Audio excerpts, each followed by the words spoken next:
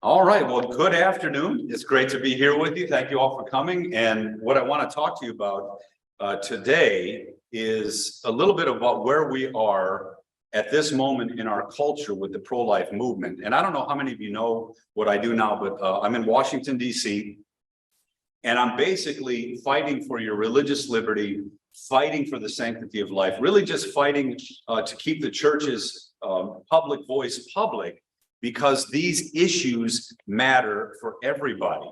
And so today I came here because I'm proud to be with you today to share this pro-life message at this time in culture, because this is the post-Roe time in our culture, and that is a radically different thing. Let me just start off by asking, how many of you thought that there was that Dobbs case? And I was at the Dobbs case in front of the courthouse when it was argued. I was there when it was when Roe v. Wade was overturned. How many of you thought Roe v. Wade would be overturned? Anybody? Right. None of us thought that way. In fact, I would even ask a lot of our young people, how many of you have ever grown up in a time when there wasn't Roe v. Wade? You know, again, so many people today, this is a real danger for our culture, that the kids growing up today who've grown up in a Roe v. Wade culture assume that we were always a Roe v. Wade culture. In reality, Roe v. Wade was this antagonistic move to actually wipe out all the pro-life laws that were actually in place in our culture. The pro-life movement was winning everywhere, in states everywhere. So they decided, we can't win. Let's go to the Supreme Court and try to federalize this and wipe all that stuff out. So at a time when the country was marketably pro-life, and now what's happened is we've had 50 years of basic propaganda that this has always been in the Constitution. And if you're a nice person, you should just believe that. Just to show you how that can change a culture so quickly. I was just in DC 2 days ago, and we had a meeting, a values action team meeting, finally back in the Capitol. And when I was thinking about this, you know, people think, well, what do you mean finally back in the Capitol?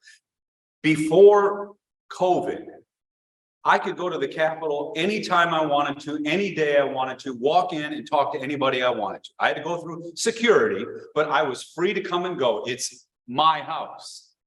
It's our house. They just work for us in our house. Then COVID comes, and now there's barriers everywhere. You can't go in. Later on, they put barriers, and I'm not going to get into the January 6th stuff, but when you see those guys charging into the Capitol, I had people say, they don't have a right to be in the Capitol. And I said, what do you mean they don't have a right to be in the Capitol? It's their house. I saw protests 2017, 2018, where activists were literally on the floor of the Senate, shutting it down. No one went to jail. Nobody, but they were doing all this nefarious stuff. Why? It's our house, they said. And now what they've said is, you don't belong here and you have to get permission to come in here. So it's interesting. We're gathering for this, and we had to wait. And there's these two little interns. And I said, hey, how you guys doing? And I said, oh, I'm so glad we're going finally back in the Capitol. We actually get to meet back in the Capitol like before. And I said, well, why are you guys out here? They said, well, we have to lead you in. I said, why? The Capitol's supposedly open again. Oh, well, this is still the protocols. And I said to them, do you understand that just 3 years ago, you could walk and come and go as you please? And they were like, you could? Already this new generation was accepting the fact that if there's a barrier out here, they don't belong in their own capital. That's how quickly it can change. Roe v. Wade changed the way we thought about this, and that has been overturned. So it's a good day. But interesting, a lot of people didn't think anything was going to change. I have a radio program in DC called the Liberty Action Alert with Greg Selson. I actually interview all the thought leaders. I interview the senators, congressmen on this about these kind of issues. And James Bobb was one of the major lawyers on the Supreme Court for the last 3 decades. He also argued with the Dobbs case. And even he said, I don't think they're going to overturn it. They're just going to give us a way to get through it because it's terrible law.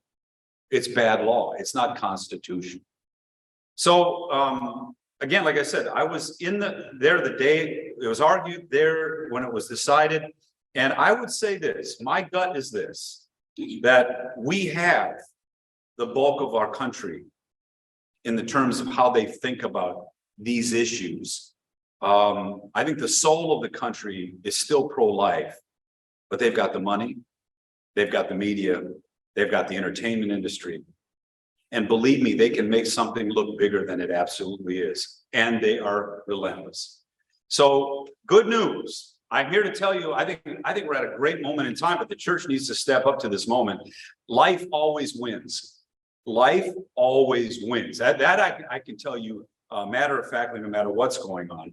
But we have to make that winning message a message that actually communicates that good news, that beautiful message to the children who are still at risk in the womb, to mothers who are still too afraid to bring their children to term because they're getting pressured to do likewise. By the way, abortion is the greatest chauvinist thing against women ever perpetuated in humanity. Why? Because it says to a man, my only thing with this kid thing is $200 and you go take care of it yourself. That's it. It's reduced the father to paying the woman $200 and he can walk away. Have you heard some of these internet guys talking about, well, if a woman can choose to have a baby, can a man choose not to be the father? Have you heard some of this stuff? This is where it's going with this nonsense of choice. Can I choose to be so selfish that I'm going to dump the child on you? Well, if you can choose to kill it. See, that's the kind of nonsense that we can take that back with the beautiful message of life, the beautiful message of support, the beautiful message of that child is not a disease, that child is a blessing, on and on and on. And we can also restore to fathers men the dignity of fatherhood, because that's when boys become men. You know, so all of this stuff is part of the pro-life moment at this time. Why? Because Roe v. Wade has been overturned. So would you have ever believed it? I don't know. Here's where I think we are, and then I'm going to talk about what that means to us, and then I'm going to talk about some action we can take in them as a result. Here's what I think has really happened because Roe v. Wade was overturned. And by the way, the Roe v. Wade stuff, here's the basic argument in Dobbs. It was always about viability. The issue was if the child is not viable outside of the womb, I can kill it. That's the pro-choice argument. And so people were starting to talk about this viability. Well, what about 15 weeks? What about 20 weeks? What about 25? And all of our technology is saying that child can survive. Well, then they said, well, so what? We can kill it anyway. So finally, it was litigated. The viability argument was litigated. And the justices began to realize there's no way you can say that just because someone is vulnerable to you, you have the right to kill it. The question is it human?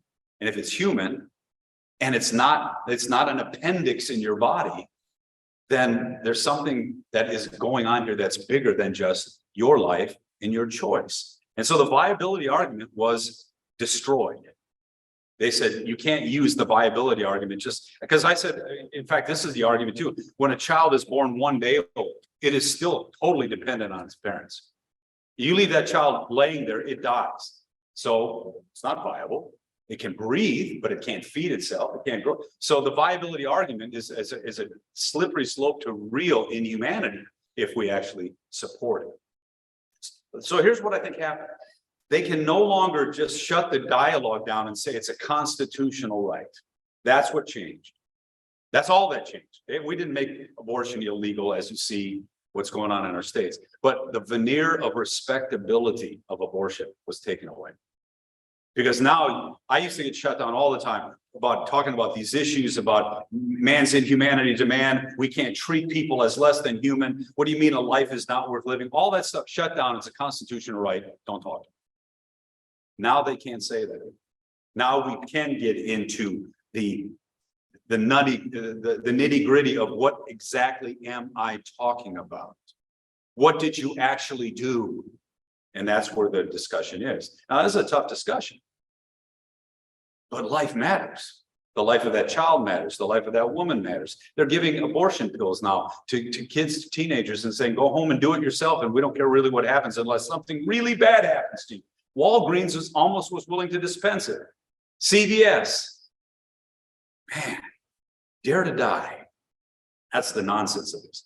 What they're doing now is they're shifting from it's a constitutional right to the euphemism, it's a healthcare issue. And that's what we've got to take that on. How is killing something a healthcare issue ultimately? I understand the whole thing about bringing a baby to term and all that, but they hide behind these euphemisms And now what Roe v. Wade turning that over did to us, Dobbs did for us, it took the veneer of respectability away. So we get to address this issue point by point, person by person. And I've been in this, just to give you a little bit of my history in the pro-life movement. And by the way, I don't know if many of you know what I do in DC, Lutheran Center for Religious Liberty. We're here to fight for the church's right to be the church in the public square. That's it. You still got to be the church. You still got to be the voice of the church, but we're going to make sure the government cannot shut you down just because you're the church. Good government is like having referees. You got fair referees who execute the rules the same for each side, and they don't play the game. So I wrote a little thing about good government called "It's terrible when the referees play the game." And all we're saying is they don't play the game for us. They're just the referees, make sure things are fair. It's we who get to play the game. It's we who get to be good neighbors for each other. It's we who even solve these issues with each other in freedom. And that's kind of what I do. If you want to know more about that, lcrlfreedom.org, lcrlfreedom. But anyway, just get back to my pro-life. The pro-life stuff drove me into the ministry. When I think about it, I was a biology major at the University of Michigan. I was in an advanced medical program there, and they start laughing at my faith. They start saying that human beings aren't human, they're animals. We start talking about how abortion is this, it's a civilized way to make sure you don't have too many people. The eugenics movement was, with horror, I read about Margaret Sanger and all this, but they said, oh, that's fine. That's just our way of making sure the species is stronger, blah, blah, blah, blah, blah. I said, it's inhumane. This is not what it means to be human. We're human beings. There's a guy named Francis Schaeffer, and he wrote this book, and then he also had a video series called "Whatever Happened to the Human Race." We're just defending humanity at a human level, at a civil level. And that's what finally drove me to think about this life issue, think about our faith issue. I read about the founding fathers who said you have inalienable rights. Why? Because God created you. That's under attack today. All that stuff drove me to study about this stuff and to think about being a voice for this. I didn't think I'd become a pastor. Someone finally challenged me to do that, and that's why I'm here doing it today. But my wife and I have served in the pro-life cause since 1988 as pastor, and she's a counselor now, psychologist, PhD psychologist, and we served in New York City. We've served on the front lines of this. My wife was a counselor in the pro-life clinics. We watched kids come in who had been so inundated with this propaganda of choice that they would come in and say things like, I think I'm pregnant, get rid of this kid. Get rid of this thing in me. I got a party to go to tonight. Can you imagine someone talking that way 50 years ago in our culture? But they had so dehumanized whatever was inside them. And we would say, we're not that kind of clinic. We're here to help you. And by the way, we work with John O'Connor. People would say that we didn't care about the women. If you wanted that child to come to term, we would take care of all the expenses. We would take care of all of your needs, bring that child to term, and you didn't have to give it up for adoption, but you had to maintain, you had to be the parent, or to give it up for adoption, you had to actually cherish life. And by the way, that's a spurious argument too. This notion, well, you don't care about the woman, you don't care about the family. How is it my responsibility, if you have sex with someone tonight, how is it my responsibility, whatever happens in that relationship? That's what parenting is. This notion that if you don't care about my child that's born today, somehow I should be able to kill it. It's a non sequitur. We've got to attack this stuff and say, no, your life's more precious than that. Your child's life's more precious than that. Your husband's life's more precious than that. Your extended family's life is more precious than that. That's our message. Let's get back in there and see if we can deliver it. So we've been in this for a long time. And now I'm actually on the Hill, basically trying to defend the church's public voice of life, because our culture really needs to come back to a sense of the sacredness of life. Hey folks, did you see what happened in St. Louis 3 days ago? Downtown St. Louis, middle of the day. Homeless guy. Did you hear about this? Homeless guy on the street. Guy walks up, loads his gun, puts the bullets in, walks right up to him, puts the gun behind his head, shoots him dead on the street of St. Louis right now. It's not a gun issue. It is that guy doesn't think life matters. Nobody thinks life matters. Treating life like it's disposable is the culture that we've created. It's crazy to think that somehow the pro-life message is nefarious when this is the stuff that's happening in the name of secularism. So again, as we get involved in this, we've got a lot to say because we love people. And so I want to talk about the commitment, the courage, and the continued challenge to get involved in this stuff. Now, originally, I was just going to talk about why standing up for life matters, but I changed the title to "It's Time to Engage because Life Always Wins." I like that. But I didn't, that's not mine. I spoke after Vice President Pence back in the day. He was in the Rose Dinner, which is part of the March for Life. And Vice President Pence, and by the way, Trump was one of the most pro-life presidents we have ever had. Whatever people say about him, that guy stood for life. And the justices are the reason for that too. But Pence got up and said, "Life always wins." And I thought, that's what we should say. Life always wins. So engage, because life received, life shared on God's terms always wins. And the opportunity for impact right now is greater than any time in our history. You have more First Amendment protections today legally than you've ever had. If you want to know why that's true, listen to my podcast and my radio show with Kelly Shackelford. I think it was in January of last year. It's on our website. Kelly Shackelford just litigated two of the most important religious liberty cases before the court. And he said this incredible phrase: "You have more religious liberty protection than ever in my lifetime. But people are afraid to speak." He said, "You can. And they can't fire you. They can't do this. They might try, but we can go right back and say, you can't do it. You have the protection." But people are so scared that the Christian worldview is so dangerous and it's going to cause so much trouble. So they're sitting there. It's like we're sitting in the jail cell with the door wide open. Get out. Is this message a good message or not? Is the pro-life message a beautiful message or not? We've been browbeaten into thinking that it's not. And I think we have a great opportunity to say, that's wrong. We've got a lot to say. So I'll start with this, just a verse that I think blesses us. And okay, there's the clock. All right. It said, "I heard a voice," this Revelation, "I heard a voice from the throne saying, behold, the dwelling of place of God is with man. He will dwell with them. They will be his people. God himself will be with them as their God. He will wipe away every tear from their eyes." And I love at the end where it says, "Behold, I'm making all things new." Write this down. It's trustworthy and true. That's who we are. That's how we know life wins. We know God is in our midst. We know this is his message, which is a beautiful message. And we have people who somehow have been propagandized to believe that the life message is the problem and that this death message is a good thing. Well, now the veneer of respectability has been removed and the opportunity to engage. Do it, because people's lives are depending on it. Just as a interesting thing, I was thinking, if I'm an athlete, if I told you that, let's say you're a runner, and I said to you, you're going to run this race. Let's say you're a professional runner. And I said, you got the biggest race of your life in 6 months, and I'm telling you, you're going to win.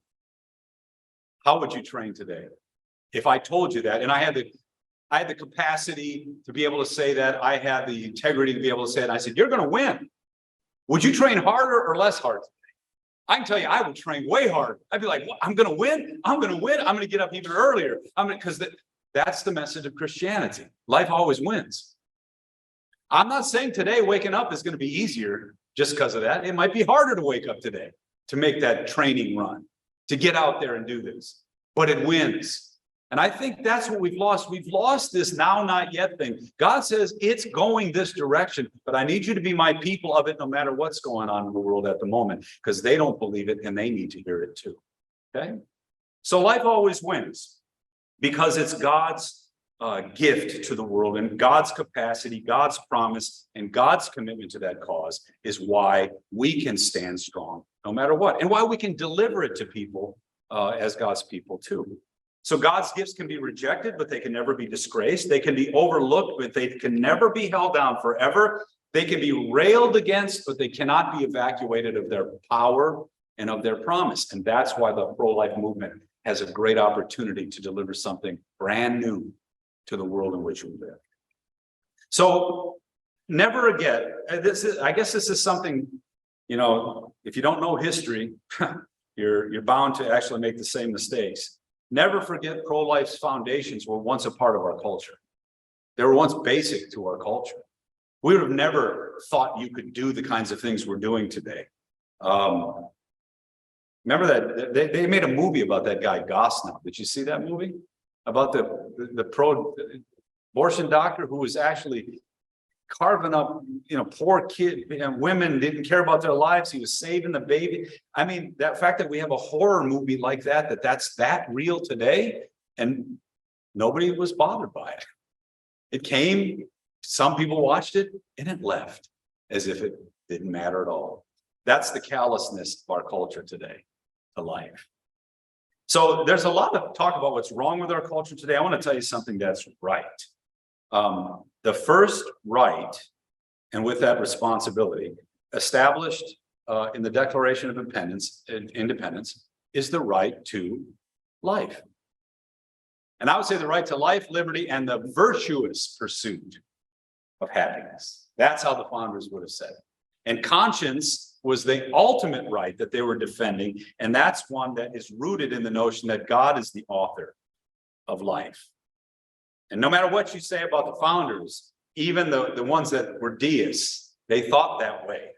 There's an Enlightenment secularism that we're battling today that was ruminating at the time, coming out of Europe, right? And it's come full flower in the 60s. But that was not how they founded this country. It was founded on these principles. And so that's something that is precious. We say, as Christians, God gave our country the gift of the protection and pursuit of life. A lot of countries don't have this gift. So put that gift to work. I know it's a penultimate gift. I know it's a political gift, but put your temporal liberties to work for the sake of the eternal liberties of Christ. Put your temporal gifts of life to work for the sake of the eternal gift of life. That's what you have here. And it could be taken away someday. I'm fighting that it won't, but until then, use it. So first thing I want to do before I get into some how-tos at the end, where do we fit in all this? I'm going to go off script a little bit here. Just tell you this. This is also has to do with evangelism, everything. Quit worrying about whether we're a big deal. Quit worrying about whether we're big enough to be heard. That's the wrong way to think about all of this stuff. I think, and I said this when I was a Lutheran Hour speaker. My favorite verse is 1 Corinthians 1:26-31. Think of what you were before you were called. And I'll paraphrase. You were no big deal. That's what it says. You were nothing. You're no big deal. But Christ has come for us, wisdom from God, righteousness from God, our sanctification. Therefore, let him who boasts, boast in the Lord, right? So if you look in history, God always takes the nobodies, makes them somebody, so that everybody can know that God loves them. Well, it's the same thing with pro-life movement. It's the same thing with evangelism. Quit worrying about whether you're big enough to deliver the goods. Just be faithful to what God has given you and realize even if you feel you're small, even if you sense that you're small, it's what God says about you that lives large in you. I said it this way, we do have to figure out where we fit in this, or we're going to be useless to God. Have you ever heard someone say, he's bigger than life? You might say it about like a Michael Jordan. He's bigger than life. I think we got to actually struggle with pushing back on that. It's not that you want to be bigger than life. It's that you want life to live large in you. It's a totally different way of thinking about it. It's life that's the big thing, not you. And if you're ever bigger than life, you don't even know what life is then. Okay. And I think that's kind of where we're at today. We need to see that the sacredness of life is something that challenges us to actually deliver something incredibly huge to the person right in front of me or to the nation in which I live. A person's a person, no matter how small. There was a time, contrary to today, when we reveled in life. We just thought it's this big, beautiful thing that we were trying to live into. Parents yearned for families. Doctors swore to do no harm because life was that precious. Pregnancy, even when it was a surprise, was something to cherish. It was somehow, even if it was a struggle with why it happened, it was something for the family to wrap its arms around. Our world was and could be again a better place if we realized that a person is a person, no matter how small, and life is bigger than us. Now, I got this because I was struggling with trying to come up with something applicable, but how many of you know, right after World War II, the UN was formed, and they came out with a statement about life. So we tried to assert something about life as not only as a nation, but as a world. Here's what they said: recognition of the inherent dignity and of the equal and inalienable rights of all members of the human family is foundational to freedom, to justice, and peace in the world. That's the UN. Now, I'm going to talk about that statement in a minute, but it was incredible that we're saying we've got to be human. Well, abortion is not a human way to treat human people. Okay. But anyway, as powerful as those words were, I thought there's got to be a more childlike, more down-to-earth way of saying something, because that can be, picked apart so many ways. And I came to the book by Dr. Seuss. Horton hears a who. A child is a child, no matter how small. Remember when they said, boil that dust speck? And the Who said, we're here, we're here, we're here. Well, where did that come from? Well, actually, it came from Dr. Seuss toured. His name was Theodore Geisel, if you know him. And Dr. Seuss toured Japan after World War II. And he had written some caricatures about Japan. He tried to make them inhumane, all this stuff during the war. And he was taken around by Mitsugi Nakamura as the guide. And he was taken all throughout Japan. And he actually realized that he had caricatured these people in a way that was not humane. Still didn't agree with their military force. That's different. But the people were people like we are too. And it left a deep impression on him. And that's why he wrote the book, Horton Hears a Who. And he dedicated that book to his friend, Mitsugi Nakamura, because there's a principle of life that's even bigger than war, even just war. There's still a principle that's bigger than that. So back to the UN, recognition of the human dignity of all members of the human family's foundation to freedom, justice, and peace. The problem is now we're debating what a person is, so we can avoid that. And now we're challenging those fundamental teachings. So I want you to understand, we're living at what I call a new UN moment. I'm not pro or anti-UN, but I'm just saying we live at the similar moment in time. Roe has been overturned. Roe has been evacuated. We can come up with a better way to look at us as human beings in community with each other. The right to life is not rooted in government fiat. It's not rooted in our secular statements coming out of secular people's mouths. It's rooted, like the founders said, in the fact that we're created by God, made in his image. That's the only precious view of life that we'll hold. But that precious view means you're precious, and even your enemies who disagree with you, their lives are precious too. Unfortunately, we live in a country that not only disrespects that basic principle. The state of New York, they immediately passed a law that said you can kill a child all the way past birth, as soon as this thing was overturned. And they lit up the Empire State Building pink to celebrate the fact that we can kill kids. There's all, I could get in, I don't want to, people are even using the conscience defense to be able to kill their children. We even have preachers, they're not Orthodox, biblical preachers. We have people, they wear collars and they go bless abortion clinics. That's what they do. I'm like, whoa, this is where we're at in the debate. Which view will win and which view finally blesses? There's even, I was just in a meeting the other day that just said the Department of Defense now is using tax money. And by the way, Planned Parenthood gets a lot of tax money, and their fundamental thing is to abort children.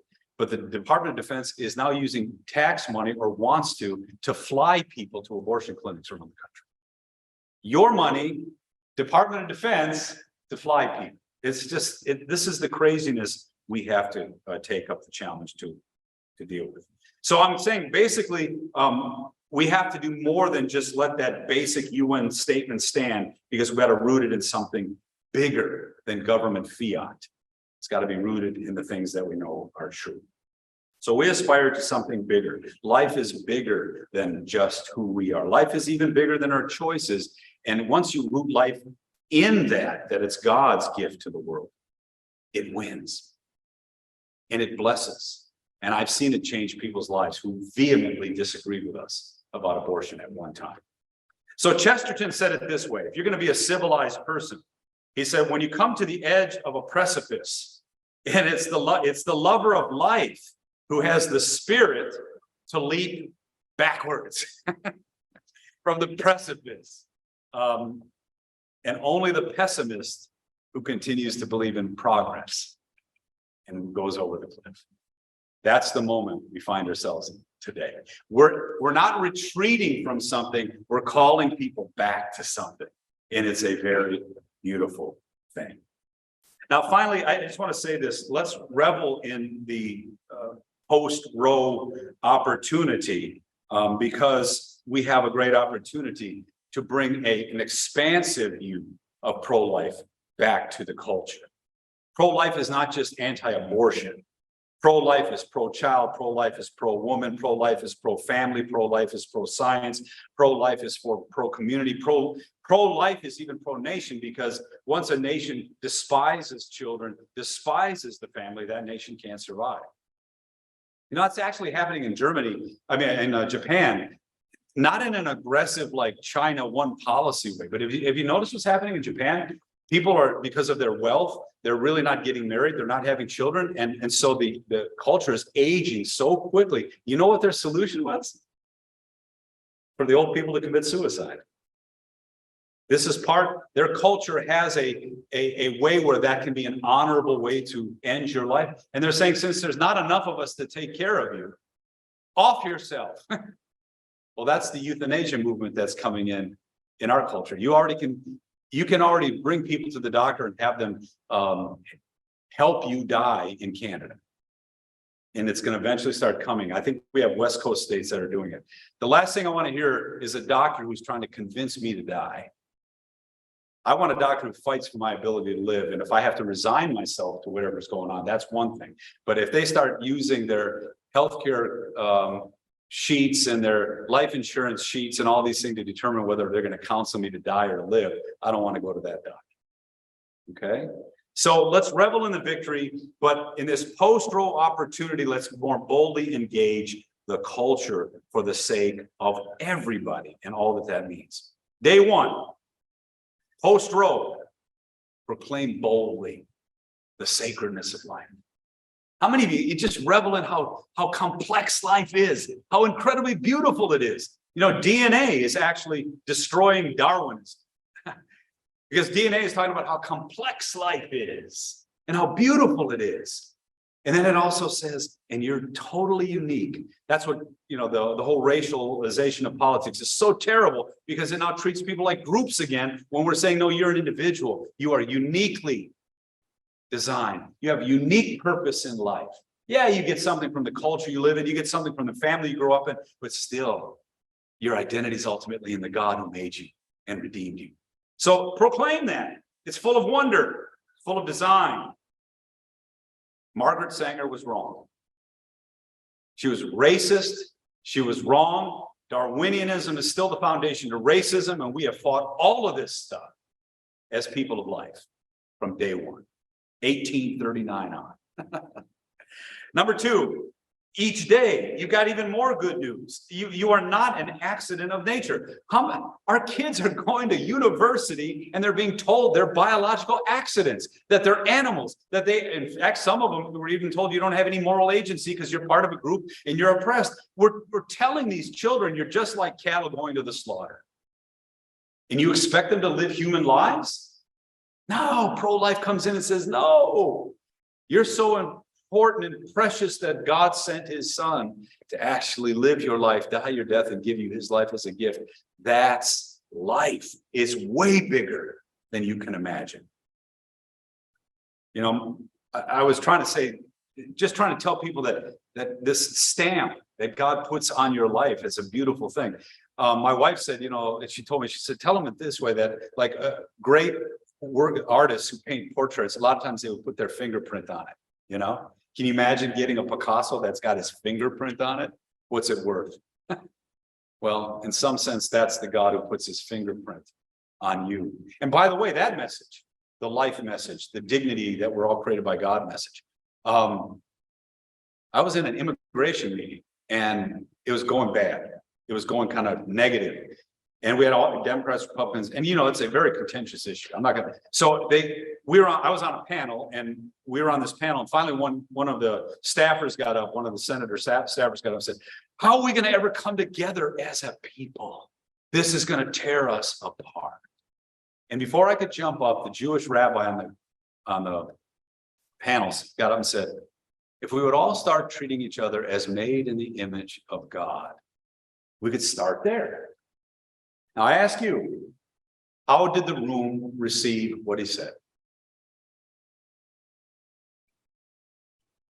To a person, I've asked this many, many times, to a person, people say, "Oh, they groaned. Oh, more of this religious nonsense. Oh, not standing ovation." See, you have been taught that our way of thinking is the problem, when this way of thinking, when God's way of ordering us and God's way of preserving us and God's moral ordering of the world is the one thing that can at least hold us together civilly. And then if we come to faith in the God who saved us, that can hold us together no matter what. But they rose and cheered it. Then I got up, of course, to ruin the moment, because Elsie missed guy. No, I'm just teasing. I got up and I said, but here's the problem. He can't say that outside of this room. They will brutalize him in the press. They will flunk him in the universities, and they would never elect him. That's the problem. And Roe v. Wade, that veneer got stripped away so they at least can't silence you anymore. Okay? So offer this good news, good news, good news. Sanctity of life is not just a theological proposition. It is that, but it's a biological one. It's a physiological one. It's a sociological one. It's an economic one. It's got all these beautiful ways of talking about it as a blessing. Let's get to work. So be a voice, engagement mindset every day, be a voice in your own family, be a warrior for life in the sense that as the challenges are thrown at you, I'm saying don't run. If people are in need and people are struggling, and I'm not saying that there aren't people struggling, this libertine nonsense we're teaching people, kids are having sex all over the place, of course they're going to get pregnant. And now they're in real crisis because that's a real issue when you're that young. Let's find a way to be the kind of people that jump into the fires of people's lives and help them come out to see the value of their life, their child's life, their family's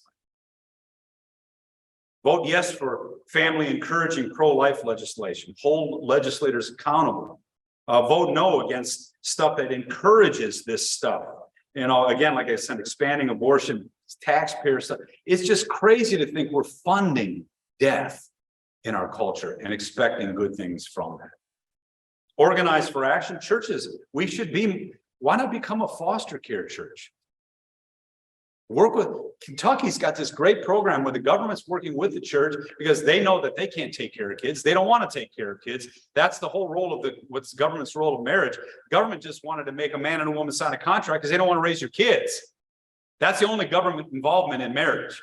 And since that's the only relationship that can have kids, they shouldn't be involved in it at all if they won't limit it to that. But the whole point is in Kentucky, they said, you guys can take care of kids better. You guys are more motivated to do this. Let's work together. And they have this great foster care system in Kentucky. And they're trying to shut it down because the church is involved. Okay? But get involved in this stuff and learn to voice that message. In closing, I'll just say this. I think we've got to reawaken respect for life. Because when you look at the disrespect, I've been an urban pastor for over 25 years. The number one issue is the destruction of the family and the disrespect of life. That's it. If we would attack these root issues at those root causes, illegitimacy, violence, not illegitimacy, but illiteracy, all of those things would be gone. Look at the numbers in Jim Crow era 50s. In the Black community, family were together. They were.